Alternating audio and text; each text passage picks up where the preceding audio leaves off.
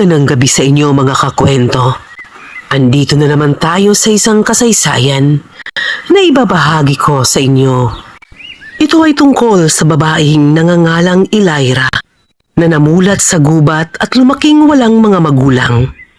Isang babaeng may tinatago palang lihim at kapangyarihan.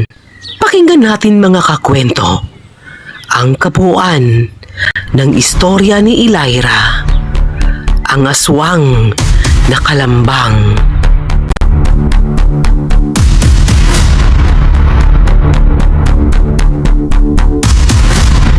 Magandang gabi sa inyo mga kakwento. Andito na naman tayo sa isang kasaysayan na ibabahagi ko sa inyo. Ito ay tungkol sa babaeng nangangalang Elaira na namulat sa gubat at lumaking walang mga magulang.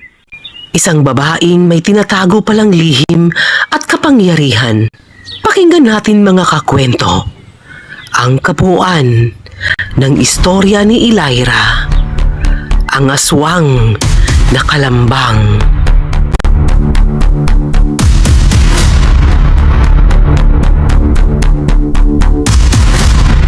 Magandang gabi sa inyo mga kakwento. Andito na naman tayo sa isang kasaysayan na ibabahagi ko sa inyo.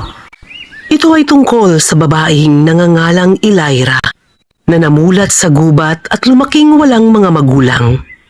Isang babaeng may tinatago palang lihim at kapangyarihan. Pakinggan natin mga kakwento ang kabuuan ng istorya ni Elaira, ang aswang na kalambang.